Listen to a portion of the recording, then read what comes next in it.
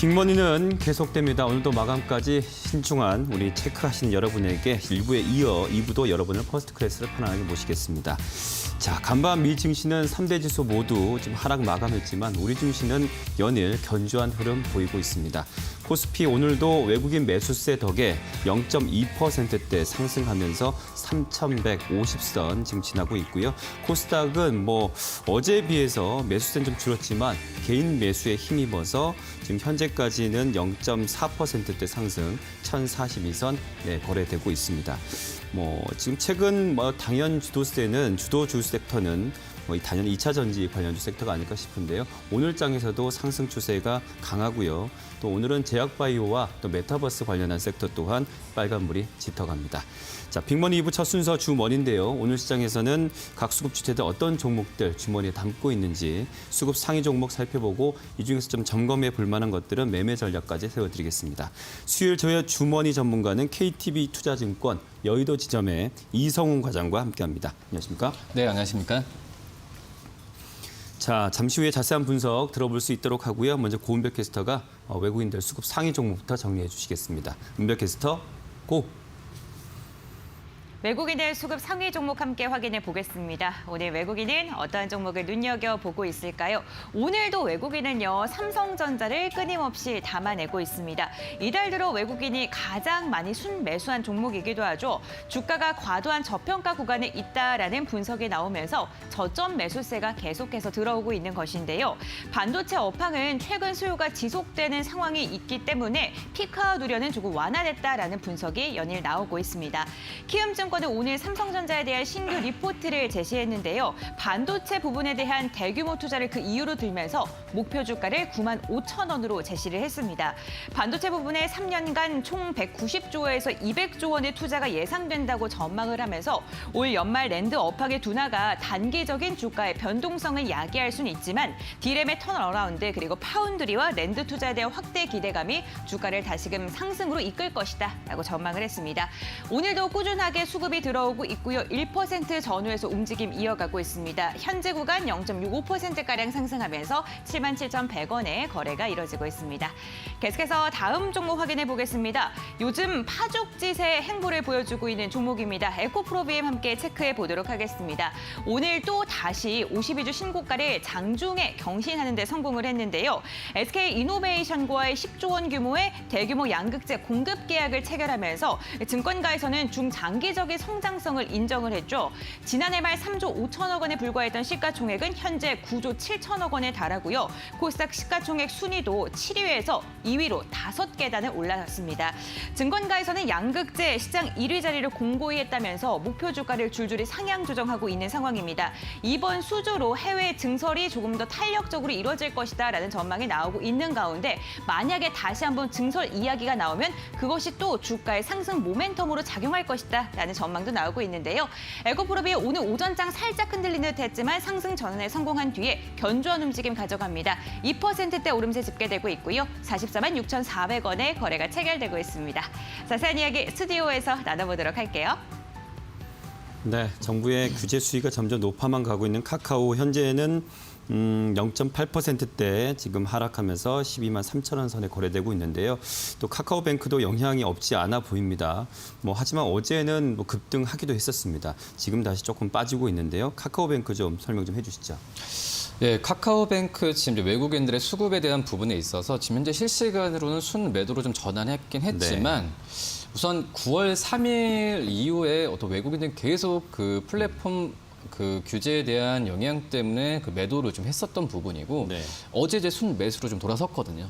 오늘 같은 경우에는 좀 잠정치지만 순매도로 좀 돌아섰긴 했지만 저는 이제 우선 긍정적인 부분은 어제 이제 그 8일 연속의 어떤 순매도 랠리는 멈췄다는 점에서 봤을 때는 이 카카오뱅크의 이 수급적인 측면으로 봤을 때 이제 매도에 대한 부분은 일정 부분 좀 마무리 라기보다도 이 마무리에 대한 부분을 이제 생각할 수 있지 않을까.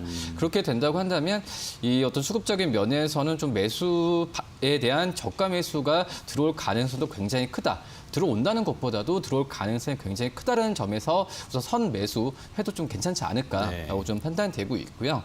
지금 현재 뭐 플랫폼에 대한 그 매도를 그 플랫폼에 대한 규제가 나와주고 있긴 하지만 저는 우선 이 카카오뱅크가 향후 좋아진다라는 것보다도 이 카카오뱅크가 지금 숙제가 좀 굉장히 많아진 것 같아요. 우선은 이 금융 플랫폼 업체들로 지금 카카오뱅크가 떨어지고 있지만 결론으로 봤을 땐 저는 이제 카카오뱅크가 금융 업체라기보다도 이제 플랫폼 기업으로 바뀌어야 되는 게 맞다라고 좀 판단되고 있고요. 그렇기 때문에 플랫폼 기업들만큼 성장성이나 어떤 사업성 면에서 좀 바꿔주는 게 필요하다라고 좀 생각이 되고 역시 어차피 이제 카카오뱅크 같은 경우에도 전통 은행의 수익이 대부분을 차지하고 있거든요. 어떤 뭐 대출 이익이나 또 여러 가지 이제 원화 대출금에 대한 부분은 증가하고 있고 또 이제 뭐 이자 부분 이익이나 또 봤을 때도 이 부분이 이제 카카오뱅크의 실적을 좀 견인하고 있는 상태인데 실질적으로 카카오뱅크가 이 실적을 내는 건 전통 은행이고 이 플랫폼 업체로서 이 성장률 프리미엄 그러기 때문에 뭐 공모가에 대한 논란도 있었잖아요. 여러 가지 면에서 이 카카오뱅크가 좀 풀어야 될 숙제가 굉장히 많다라고 좀 판단되고 있고요. 역시 이제 정부의 어떤 대출 규제, 뭐 어떻게 보면은 이 플랫폼 사업자들에 대한 부분에 있어서 이 정부 규제 영향은 계속 나올 가능성이 크거든요. 이 정부 규제에 대한 부분은 누구도 예상을 못하는 부분이기 때문에 이런 여러 가지 숙제를 카카오뱅크가 안고 있는 상황이고 이런 부분을 카카오뱅크의 향후의 사업성 면에서 좀 개선에는 좀 변화에 대한 부분을 판단을 하면서 카카오뱅크에 어떤 매수를 한다면은 지금 현재 뭐 PBR에 대한 부분에 있어서도 거의 뭐 100배 가까운 높은 프리미엄 받고 있거든요. 이거에 대한 논란 부분을 불식시킬 가능성도 있다.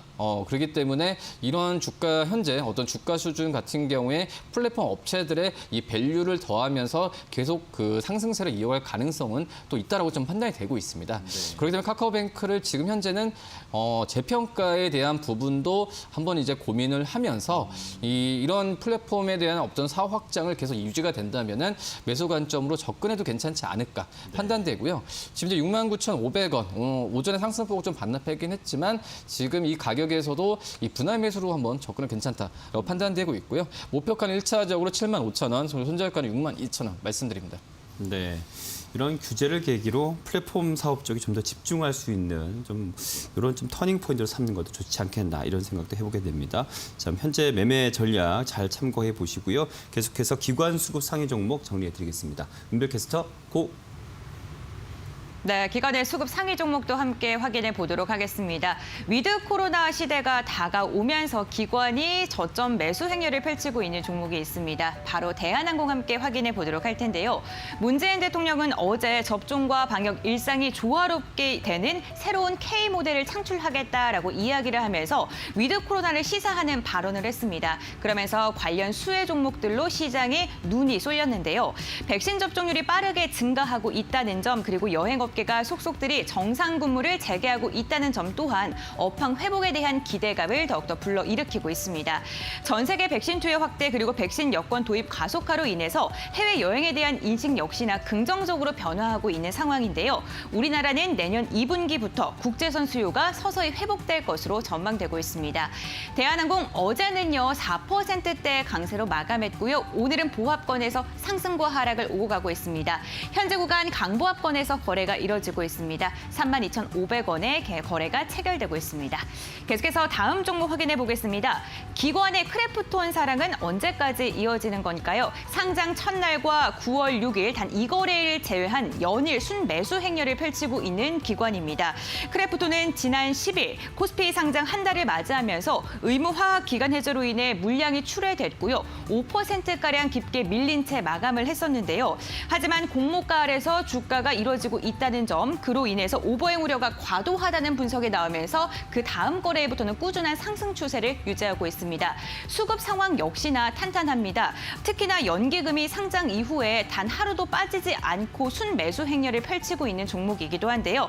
탄탄한 수급으로 인해서 주가는 우상향 곡선을 계속해서 그리고 있고요. 공모가인 49만 8천 원 부근에서 오늘은 움직임 이어가고 있습니다. 50만 원대 매물이 너무나도 두텁기 때문에 지금 윗골이 달면서 내려오긴 했지만요. 그래도 3%대 강세 흐름 가져가고요. 49만 3천 원에 거래가 체결되고 있습니다. 자세한 이야기 스튜디오에서 나눠보도록 하겠습니다. 삼성 엔지니어링은 지금 지난주 금요일부터 지금 4거래일째 지금 연일 상승하고 있는데 오늘은 11%까지 급등하는 상황입니다. 어떤 이유에서인지 그리고 앞으로 상승 모멘텀은 또 어디서 찾을 수 있을지 여쭤볼게요.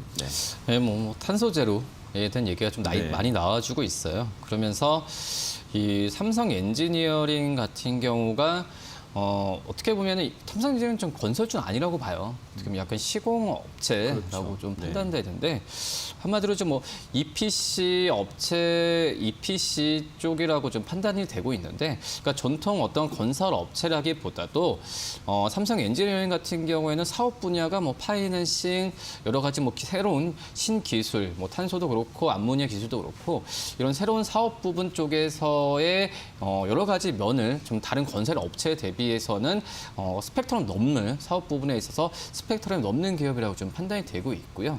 뭐 그렇기 때문에 뭐 주택 건설 경기의 활성화 여러 가지 뭐 활성화 된다고 한다면 우리나라 주택 그 건설 쪽에서 가장 수혜를 받는 게 이제 GS 건설이라고 볼 수 네. 있겠는데 이 삼성 엔지니어링도 물론 이제 이 건설 쪽에서의 시공이나 분류되고 있어서 수혜를 받긴 하지만 결론으로 봤을 때는 이 건설 업종과 약간 차별되는 흐름으로 많이 가고 있는 게 삼성 엔지니어링이라고 볼 수 있겠고요. 그렇기 때문에 뭐 탄소 배출권이라고 얘기했을 때 뭐 이런 직접적인 뭐 기술을 갖고 있는 건설에 많지는 않거든요. 네. 이번에 삼성 엔지니어링이 그리고 건설 업종 안에서도 이 부분에서 부각을 많이 받고 있다고 판단되고 있고, 하지만 여러 가지 또 면도 있어. 좋은 점 같은 경우가 전통 건설 업체가 아니라고 하더라도 이 건설에 대한 부분에 있어서 EPC 업체이기 때문에 하기 때문에 이 뭐 중동 뭐 유가가 상승하면서 중동 쪽에서의 발주에 대한 증가 기대감이나 여러 가지 건설 업체들이 혜택을 받을 수 있는 주가에 대한 프리미엄도 삼성 엔지니어링 받고 있다라고 네. 좀 생각이 좀 되고 있습니다. 뭐 그렇기 때문에 지금 삼성 엔지니어링 같은 경우에는 저는 어떤 건설 업종 안에서도 좀 안정적인 주가 흐름 갖고 갈 수 있는 게 이 삼성 엔지니어링 매력이라고 지금 판단이 되고 있고요. 네. 또 역시 뭐 삼성그룹이라는 안정적인 어떤 그룹사 물량, 수주 이런 부분 같은 게 무시 못 하거든요. 네. 뭐 그렇기 때문에 이 삼성 엔지니어링 같은 경우에 과거에 어떤 주가 흐름 본다고 하더라도 정말 뭐 급등 오늘이 좀 두 자릿수 상승세를 보이는 것도 참 특이하거든요. 그렇죠. 네, 네. 삼성 엔지니어링 같은 경우는 정말 안정적으로 주가가 오르고 떨어지고를 반복을 하고 있는데 그런 점에서 오늘 이 거래량과 함께 주가가 두 자릿수 이상의 11.35%, 39% 상승세를 보여주고 있는데 한번 좀 의미를 가질 만한 그런 오늘 날이지 않을까. 근데 좋은 부분입니다. 좋은 네. 면에서 말씀을 드리는 거고요. 그때 매수를 한번 좀 해도 괜찮지 않을까라고 판단되고 있고, 지금 이제 말씀드렸듯이 삼성 엔지니어링이 기존의 어떤 건설 업체가 아니라는 부분도 지금 암모니아나 뭐 비료 어떻게 건설 업체와 좀 건설 업종과 좀 약간 별도 있는 그런 사업 부분을 삼성 엔지니어링도 이 자체적으로 주력 4대 사업 중에 하나로 포함시키고 있거든요. 네.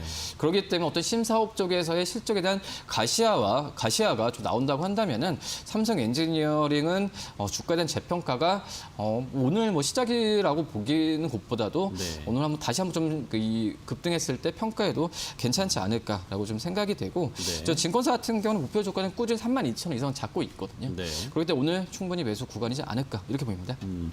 경기 재개 쪽으로 봐도 되겠죠. 그렇죠. 말씀드렸듯이 이 어떻게 보면은 유가 상승 같은 경우가 뭐 경기 재개에 대한 기대감을 항상 갖고 그쵸. 있는 부분이기 때문에 그래서 뭐 너무 좀 큰 얘기일 수도 있겠지만은 뭐 삼성 엔지니어링이 어떤 그런 중소형주도 아니기 때문에 그쵸. 이런 경기 기대감에 대한 부분을 주가가 충분히 흡수할 가능성도 크다라고 좀 생각이 됩니다. 요즘 보니까요, 우리 시장에서 조선, 해우, 뭐 철강해서 예전에 이렇게 급등한 종목들이 아닌 것들이 급등을 하고 있어서 오히려 이런 종목을 아주 단타를 하시는 분들도 계신다는 지금 상황이거든요. 지금 삼성엔지니어링 11%까지 지금 급등했는데 매매 전략 그래서 그럼 오늘 지금 26,900원까지 지금 가고 있어요. 근데 그러면 이 정도 가격에도 들어가도 괜찮은 건가요? 1차적으로 목표가는 29,000원 말씀을 드릴 텐데요. 저는 근데 29,000원 넘었을 때 그 앵커님이 말씀하셨듯이 단기 트레이딩 관점이 아니고요.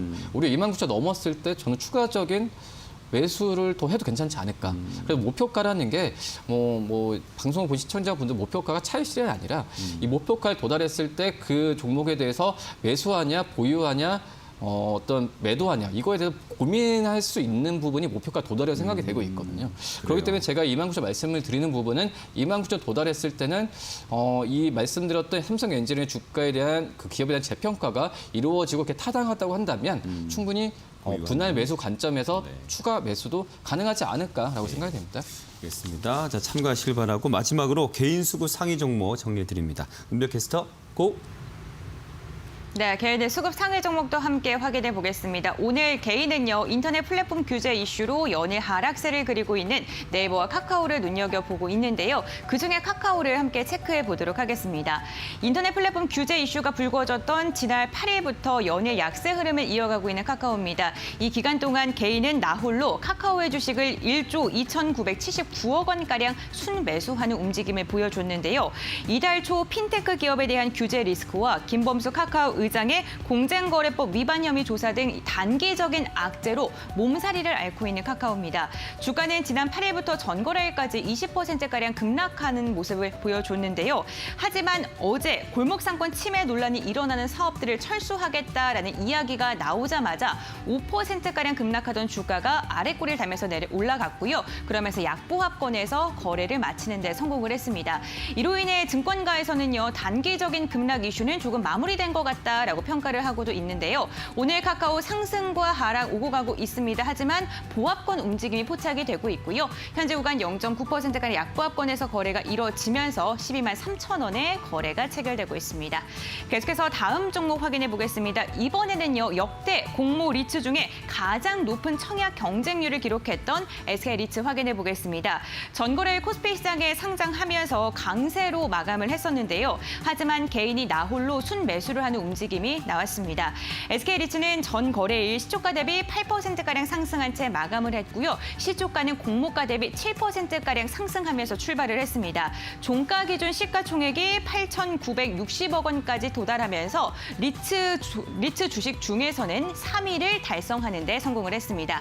상장 둘째 날인 오늘은 상승 출발하면서 6천 원을 넘어섰지만 그 후에는 약세 흐름이 포착되고 있고 현재 구간에도 보합권에서 움직임이 멈춰 있습니다. 0.1%가량 상승세가 포착되고 있고요. 5,790원에 거래가 체결되고 있습니다. SK 리츠는요, 스폰서 리츠로 안정성이 기대가 되고 있고요. 여기에 국내 리츠 중엔 전 최초로 분기 배당을 실시하면서 수익성까지 기대되는 종목입니다. 자세한 분석과 이야기는요, 스튜디오에서 나눠보도록 할게요. 자, 앞서 뭐 카카오 이야기는 좀 정리해 주셨는데 네이버는 우리 이성훈 관장께서 좀 정리해 주시죠.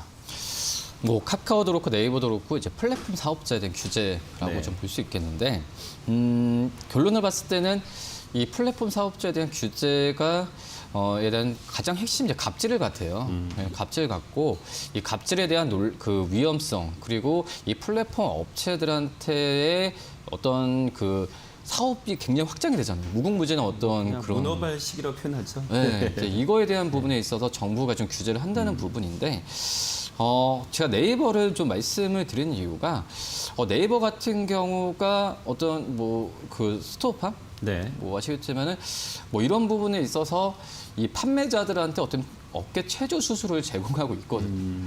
뭐 그렇기 때문에 어떤 플랫폼 업체들에 대한 네이버에 대한 갑질에 대한 부분은 좀 아니지 않냐. 뭐 그렇기 때문에 이 또 이제 네이버가 어떤 여러 가지 어떤 기업처럼 뭐 택시 사업을 하던가 네. 뭐 다른 어떤 사업을 활발하게 하지 않고 소극적으로 하고 있거든요. 뭐 그러기 때문에 이 네이버가 어떤 정부의 플랫폼 규제 때문에 주가가 이거에 대한 하락을 하는 부분은 약간 좀 과도하지 않나라는 생각이 좀 되고 있습니다. 네, 네. 뭐 그러기 때문에 이 네이버에 대한 주가가 좀 이런 부분을 좀 하락을 했을 때는 어느 정도 좀 정확하게 좀 파악을 하고 만약에 과도하다고 한다면 뭐 매수 관점을 좀 접근해도 괜찮지 않을까라고 좀 판단되고 있고요. 지금 현재 이제 온라인 쇼핑 시장, 이커머스 시장이 굉장히 커지고 있는데 그거는 결론을 봤을 때 네이버도 그렇고 이 어떤 이제 판매자, 이커머스 이용한 판매자분 결국 둘 다 어떻게 보면 윈할 수 있는 전략이라고 좀 생각이 되고 있고요. 그렇기 때문에 그 네이버, 카카오 역시 뭐 플랫폼이라는 이 타이틀이 붙기 때문에 주가에 대한 과매도에 대한 부분에 있어서는 한번 이제 주가에 대한 좀 재평가라기보다도 다시 한번 짚고 넘어가야 되는 게 맞지 않을까라고 좀 생각이 듭니다. 말씀드렸듯이 온라인 쇼핑 시장이 좀 커지고 있고요. 뭐 그리고 지금 현재 뭐 잠재적인 가치, 뭐 최근에는 그 문피아, 뭐 지분도 임수하면서 기업 가치에 대한 부분도 많이 높아지고 있기 때문에 지금 주가 떨어졌을 때는 어떤 저평가 영역에 들어가지 않을까. 그래서 매수 관점으로 한번 접근해도 괜찮지 않을까 판단되고요. 뭐 1차적인 목표가는 10% 정도에서 45만 원, 그리고 손절가는 35만 원 말씀드립니다. 네, 시장에서도 뭐 크게 다르지 않은 시각을 갖고 있는 것 같아요. 8일 날 카카오와 함께 많이 떨어졌었지만 그 이후로는 계속 낙폭을 줄여가는 모습을 볼 수 있기 때문에 자, 여러분께서는 말씀드린 그 매매 전략 참고하셔서 대응하시기 바랍니다. 자, 오늘 KTB 투자증권 여의도지점 이성훈 과장과 함께했습니다. 오늘 말씀 고맙습니다. 네, 감사합니다.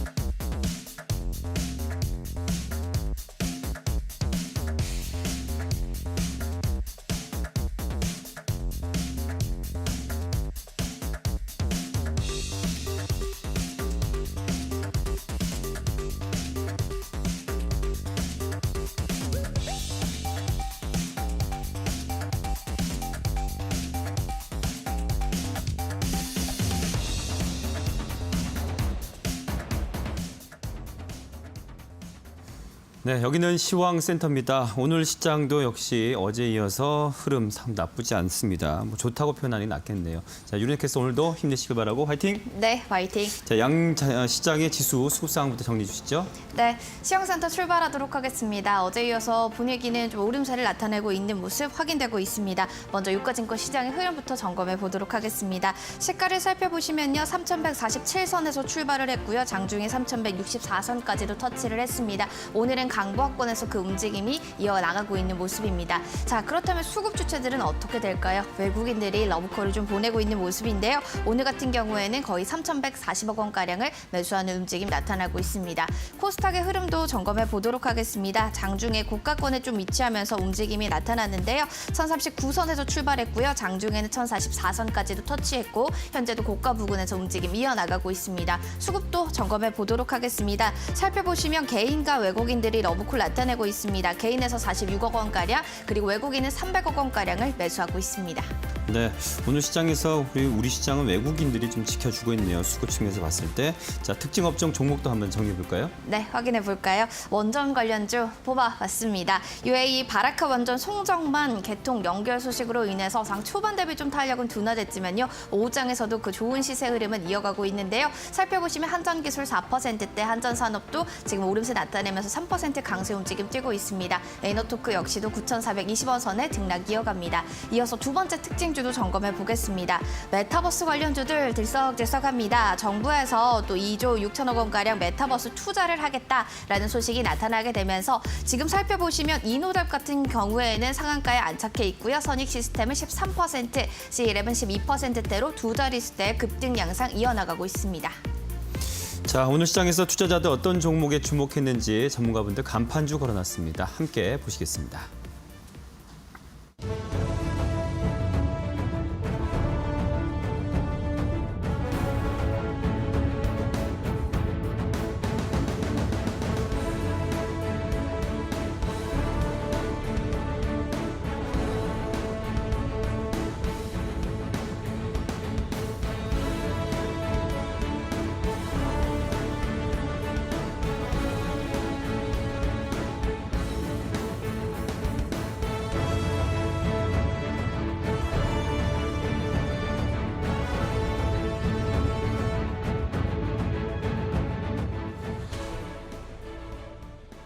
네, 오늘장 간판주로 이어가겠습니다. 하나금융투자클럽의 한민재 팀장 그리고 모스트인베스트 이청원 차장 함께합니다. 안녕하십니까? 안녕하세요. 안녕하세요. 자, 먼저 한민재 팀장의 오늘장 간판주 선정 종목 그리고 매매 전략까지 좀 들어보겠습니다. 네, 저는 오늘 데브시스터즈를 가져왔는데요. 데브시스터즈 지금 쿠키런 킹덤이 일본에서 굉장히 흥행을 하면서 지금 주가도 굉장히 강세를 보이고 있는 그런 상황이고요. 일본에서 지금 출시를 하고 바로 반응이 왔습니다. 출시한 지 4일 만에 일본 애플 앱스토어에서 1위를 차지를 했고요. 일본 시장 같은 경우에는 전통적으로 안드로이드보다는 애플 시장에 좀 약간 시장 점유율이 높은 편이다 보니까 이런 중요한 관점을 볼 때 이제 애플 앱스토어를 많이 보고 있습니다. 그래서 여기서 지금 1위를 하고 있는 그런 상황이고요. 지금 쿠키런 같은 경우에 일본 이제 현지화를 굉장히 잘했습니다. 일단은 유명 성우를 좀 썼고요. 그리고 유명 배우를 TV 광고에 출연을 시키면서 전반적으로 그런 일본에 전략적으로 좀 다가갔다라고 보시면 될 것 같고, 지금 일본 시장에서 어쨌든 이제 전통적으로 일본은 되게 아기자기하거나 약간 귀여운 거를 많이 좋아합니다. 그래서 애니메이션 또 강국인데 이 쿠키런이 또 약간 여기에 좀 부합한다라고 보시면 되겠죠. 쿠키런도 이제 쿠키 캐릭터를 많이 사용을 하다 보니까 그런 측면에서 약간 일본에서 많이 좀 잘 먹히지 않았나 이렇게 생각을 해보고 있습니다. 지금 일단은 일본에서 1위를 하고 있다고 했는데 지금 주가가 많이 올랐습니다. 그래서 일단은 지금 일본에서 어느 정도 이 1위를 지켜줄 수 있는지 지금은 이제 지키기 싸움이다라고 보시면 될 것 같고, 이 1위를 얼마 정도 지킬 수 있느냐에 따라서 이제 주가가 충분히 업사이드가 될 수가 있는 그런 상황이라고 보시면 될 것 같습니다. 전반적으로 지금 일본 시장을 중점적으로 좀 말씀을 많이 드렸었는데 좀 미국이나 유럽, 중국 지금 글로벌로 많이 뻗어나가는 그런 움직임들이 많이 보이고 있습니다. 지금 그 서양권에서는 지금 미국과 유럽에서 30위권에 들어왔고요. 지금 근데 약간 긍정적인 거는 아직 서양권에서는 이런 마케팅이라든지 이런 부분을 본격화하지 않았습니다. 근데 서양권에서도 이제 약간 마케팅을 좀 중점적으로 그리고 공격적으로 좀 한다고 하면은 이런 점유율이라든지 순위를 얼마든지 끌어올릴 수 있다라고 저는 생각을 하고 있고요. 지금 전반적으로 지금 쿠키런 킹덤의 분위기가 너무 좋다 보니까 주가는 말씀드린 것처럼 충분히 업사이드 있다라고 말씀드려보고, 그리고 쿠키런 말고 이제 또 신작을 또 준비를 하고 있습니다. 쿠키런 시리즈에 새로운 신작도 준비를 하고 있고요. 그리고 지금 세이프 하우스라는 슈팅 게임을 또 준비를 하고 있는 그런 상황이어서 지금 가지고 있는 게임과 다른 장르입니다. 그래서 전반적으로 좀 신작 모멘텀까지 가져갈 수 있다 보니까 그런 측면으로 봤을 때 지금 전고점까지는 돌파할 수 있지 않을까 그렇게 생각해보고 있습니다. 네, 계속해서 이청원 차장이 주목하고 있는 오늘장 간판주 선정 이유와 매매 전략 들어보겠습니다. 네, 종목은 이노드앱이라고 하는 기업입니다. 여러분들 모두가 아시는 것처럼 오늘 상한가를 기록을 했는데 기저에 있는 게 정부 차원에서의 대략 2조 6천억 원 수준의 지원이 앞으로 이루어질 것이다라고 하는 것이라고 생각을 하시면 좋을 것 같습니다. 정부가 직접적으로 투자를 한다라고 하는 것은 그만큼 관련 산업의 미래가 좋을 것이다. 그리고 장기적으로 해당 산업이 대한민국을 견인할 수 있는 새로운 먹거리가 될 수 있을 것이다라고 하는 전망으로 인해서 큰 폭의 투자가 이루어지는 것이 아닌가 그렇게 생각을 합니다. 동사 같은 경우에는 마이크로소프트와 현재 협업을 진행하고 있는 것으로 보이고 있기 때문에 그중에서도 지금 메타버스 관련된 종목 중에서도 가장 주가가 오늘 민감하게 반응하는 것으로 보여지고요. 실적은 아쉽게 그리 좋은 편은 아닙니다. 올 2분기 기준으로 매출액은 전년 동기 대비 7% 정도 증가한 190억 원, 그리고 영업이익은 35% 정도 감소한 수준을 보였는데 사실상 메타버스 관련 산업은 아직까지는 실적이 뚜렷하게 나올 만한 시점은 아니라고 보입니다. 하지만 장기적으로 점진적으로 실적이 조금씩 개선이 된다면 단순하게 지금 보이는 이러한 테마를 넘어서 이제 실적이 받쳐주는 기업군들이 조금 더 나오지 않을까 그렇게 생각이 되고요. 또 하나 눈여겨볼 것은 해당 종목의 공모가와 반등이 나왔던 그 시점인데 동사 같은 경우 공모 가격이 18,000원이었습니다. 상장 이후 7월까지 주가가 소폭 밀렸지만 7월 중순에 메타버스 관련된 기업들의 주가 상승이 크게 나왔죠. 동사뿐만이 아니라 선익 시스템, 자이언트 스텝, 알체라 관련된 기업들의 주가가 비슷하게 크게 나왔습니다.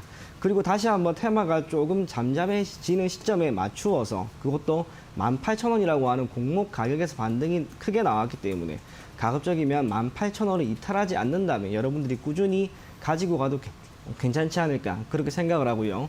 당장 오늘이나 내일 개장 전에 들어가는 건 아마도 어려울 것 같습니다. 그래서 주가가 조금은 눌림이 발생을 하는 22,000원 정도 부근에서는 매수에 참여할 것을 권해드리겠습니다. 네. 자, 오늘 시장에서 메타버스 관련주 전반적인 상승 추세 속에서 이노뎁 29% 상한가까지 기록하면서 23,900원 선에 종가 형성할 예정이고요. 앞서 소개해드린 대부시스터즈 같은 경우에 지금 2%대 상승하면서 연일 상승 흐름 가져가고 있습니다. 현재 12만 3,000원 선에 종가 형성할 예정입니다.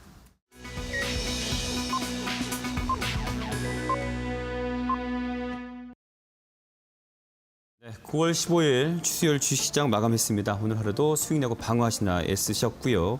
지금 상승 또 하락 종목 보니까 확실히 그래도 뭐 상승 흐름 속에서도 상승 종목이 그래도 많지는 않는 그런 상황입니다. 자, 양시장 지금 마감 종가 상황은 윤양 캐스터가 정리해드리겠습니다.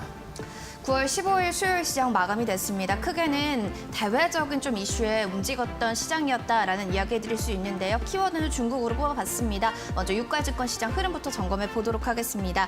코스피 오전에 중국의 실물경제 지표 발표 이후에 예상치를 좀 하회했다라는 내용이 나오면서 하락하는 움직임도 나타났습니다. 그래서 3,138선까지도 하락하면서 나타났는데요. 그러나 중국 정부 부양 정책에 대한 기대감 반영되면서 다시 한번 상승 전환에 성공하며 3,155선에 안착하며 강보합 권에서 거래 마쳤습니다. 수급도 점검해 보겠습니다. 현재 증시를 좀 견인하는 주체 살펴보면 단연 외국인입니다. 오늘도 외국인은 3,148억 원을 매수하면서 오늘 나타내는 움직임이었고요. 기관과 개인은 모두 매도했습니다. 자, 코스닥의 흐름도 점검해 보겠습니다. 제약바이오 특히나 시가총액 대체적으로 1위부터 10위까지 오늘 같은 경우는 모두 다 오름세 빨간불을 켜면서 거래를 마쳤습니다. 따라서 코스닥 역시도 강보합권 1,042선에 안착하며 거래 마쳤습니다. 수급 점검해 보도록 하겠습니다. 살펴보시면 개인은 46억 원가량 좀 소폭 사들였고요. 외국인이 단연 돋보이죠. 300억 원가량 매수한 움직임 확인됐습니다.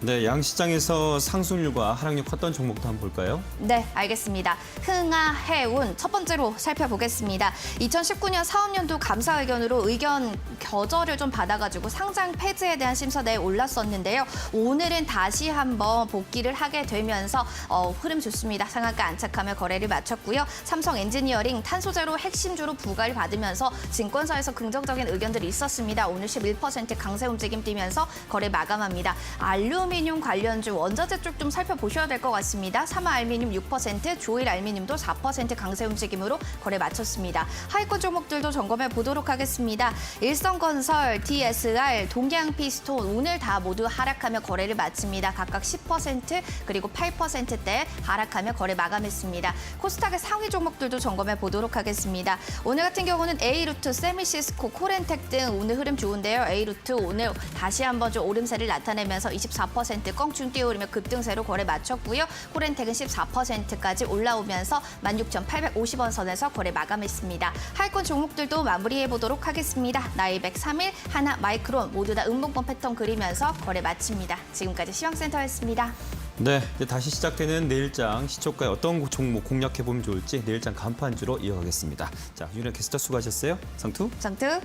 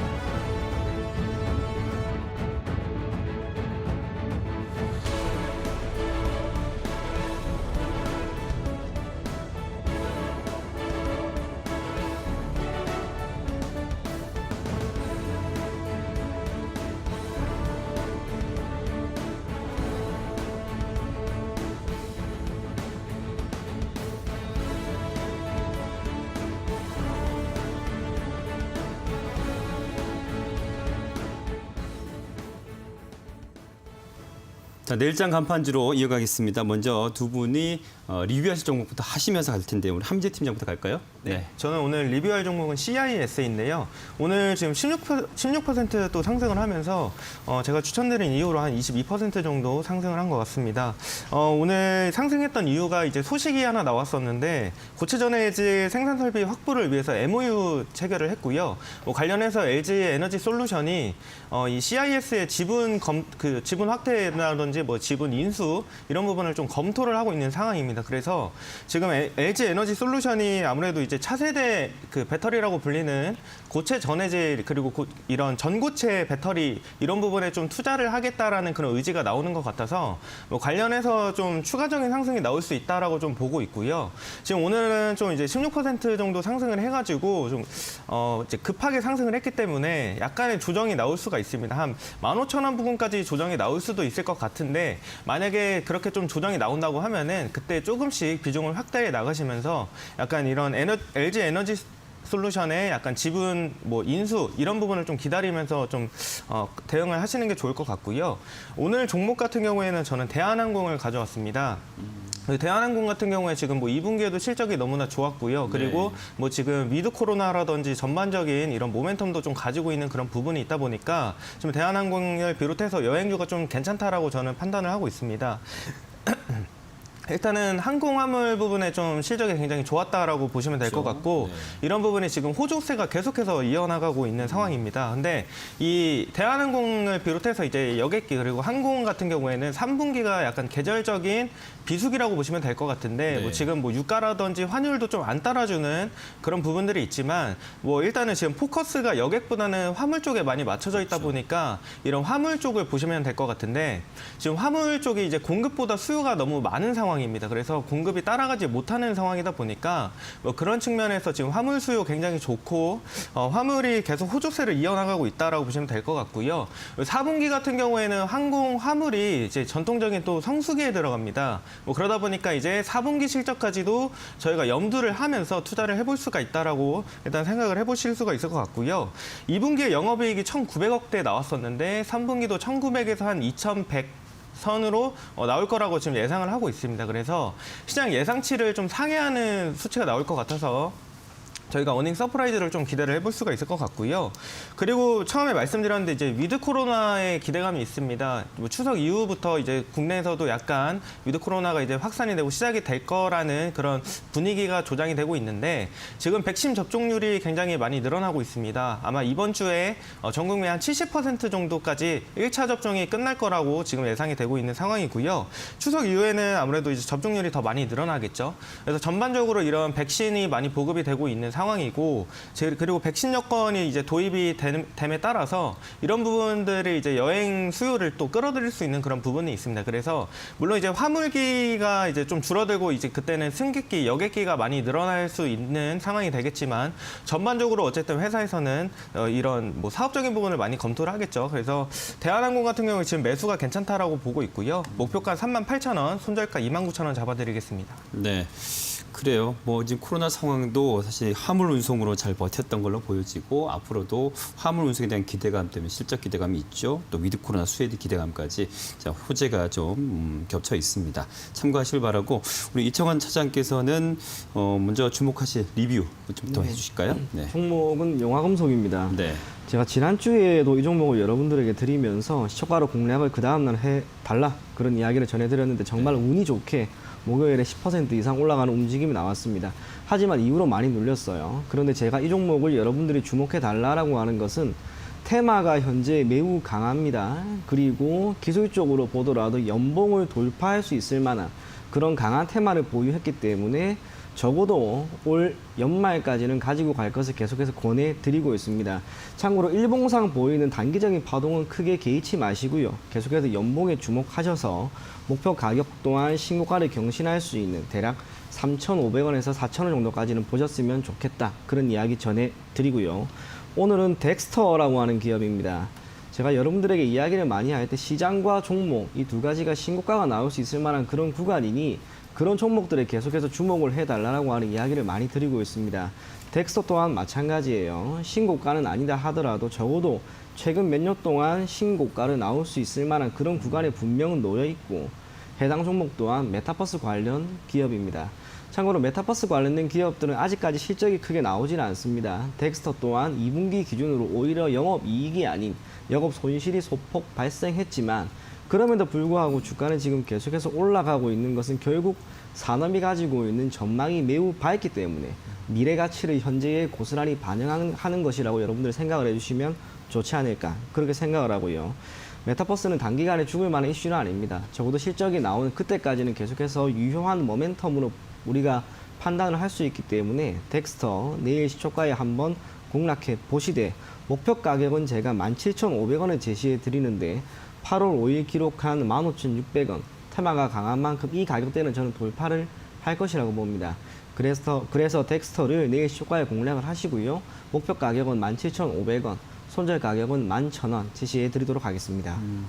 우리 하반기 시장 전망할 때 이게 변동성 장세를 꼭 다들 전문가분 얘기하셨었는데 메타버스 섹터 또한 이 변동성은 있진 않을까요? 네. 그런데 그런 거죠. 이제 우리가 변동성이라고 하는 것은 다르게 표현하면 리스크예요. 네. 투자에 따른 기대 수익이 높다라고 하는 것은 그 안에 산재되어 있는 리스크의 크기가 크다는 것을 의미합니다. 변동성이 크다 하더라도 그게 샘플의 페리오드를 우리가 가지고 본다면 시간이 지나면 지날수록 변동성이라고 하는 것은 결국에는 특별한 의미를 가지진 않아요. 그래서 오히려 주가가 이렇게 많이 움직이고 장중 변동성이 크고 오히려 주가가 우상향하고 있는 이런 기업은 리스크를 조금 안더라도 여러분들이 포트폴리오에 약간은 담아보면 좋지 않을까 그렇게 생각이 됩니다. 네, 이 변동성 속에서 우상향하는 거기서 수익의 어떤 포인트를 잡아보라는 말씀으로 이해하시면 될 것 같습니다. 자, 두 분 의견 참고하셔서 내일장 시초가 공략 잘 해보시기 바랍니다. 오늘 말씀 고맙습니다.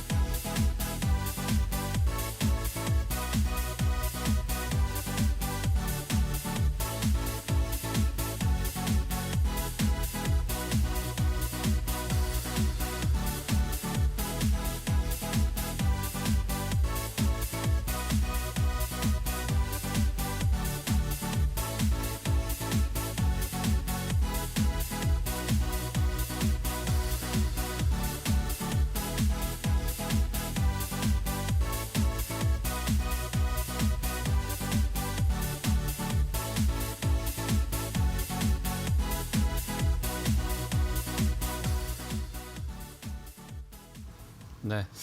뭐 어떤 전문가님이라고 얘기를 할 수는 없지만 뭐 이런 의견들이 많았죠. 이번 주 시작하기 전부터 재미없는 시장이 될 것이다라고 했습니다. 물론 뭐 종목별로 다르긴 하겠지만 일단 지수는 이번 주 내내 좀 괜찮은 흐름을 보이고 있습니다. 이 종목 후방주의 비전경쟁부서의 김태성 팀장과 함께합니다. 안녕하십니까? 네, 안녕하세요. 이 정도 흐름이면 나쁘지 않은 거죠. 그렇죠.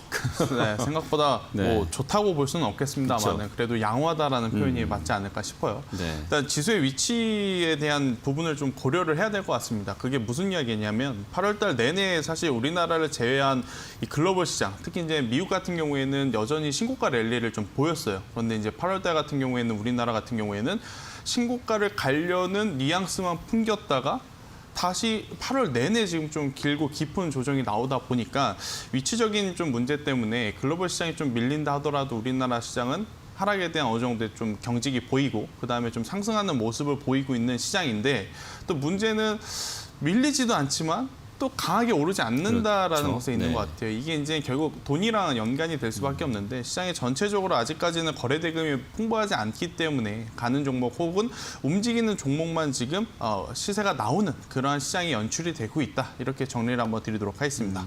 고객예탁금 70조 정도면 아직은 뭐 이 정도면 풍부하다고 볼 수 있지 않나요?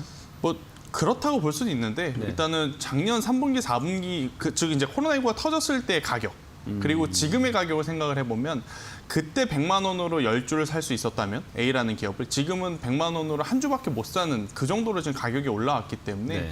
뭐 금액적으로 그러니까 절대가 기준으로 보면 뭐 아직까지는 좀 풍부하다라고 좀 볼 수는 있겠습니다만 그래도 지금 개인 투자자분들은 답답함을 좀 호소할 수밖에 없는 그런 위치가 아닐까 저는 이렇게 말씀드리겠습니다. 미증시나 오늘 또 마감한 아시아 증시 지금 보면 전반적으로 다 빠진 우리 증시만 지금 오르는 건 그래도 의미 있지 않나요?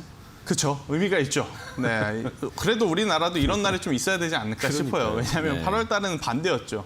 다른 나라들은 다 오르는데 맞아요. 우리나라만 또 많이 밀리는. 그래서 일단은 뭐 힘의 균형차 때문에 지금 돌아가면서 시장마다 순환매가 나타나고 있는 상황이라서요. 지금은 덜 까이는 게 중요하다라는 겁니다. 그러니까 손실을 지금 덜 보는 게 더 중요한 지금 시점이 맞아요. 아닐까 생각이 듭니다.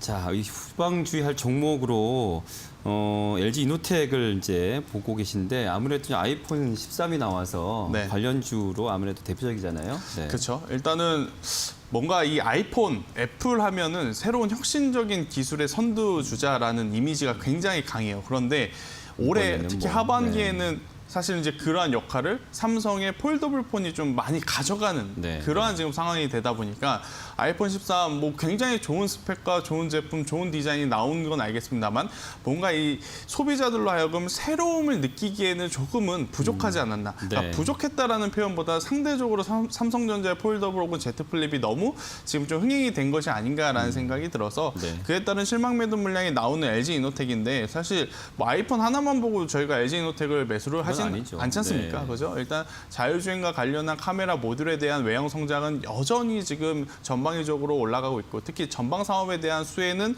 지금보다 앞으로가 더 중요하다라는 이야기를 한번 드려보도록 할게요. 왜냐하면 네. LG전자가 올해 MC 사업부, 즉 돈이 안 되는 사업부를 정리하고 그렇죠. 로봇 산업, 전장 사업부에 지금 집중을 하고 있기 때문에 그에 따른 수혜는 장기적으로 볼 수 있어서 오히려 저는 낮은 가격에 내려오게 되면 분할 매수할 수 있는 찬스로 우리가 봐야 되지 않을까라는 의견을 드리도록 하겠습니다. 그러니까 안전하게 보시는 거죠. 그렇죠. 네. 자, 다음은 JYP 엔터인데요. 엔터주들 뭐 중국 규제 여파가 있었지만 지금 또 상황 어떤지 좀 들어볼까요?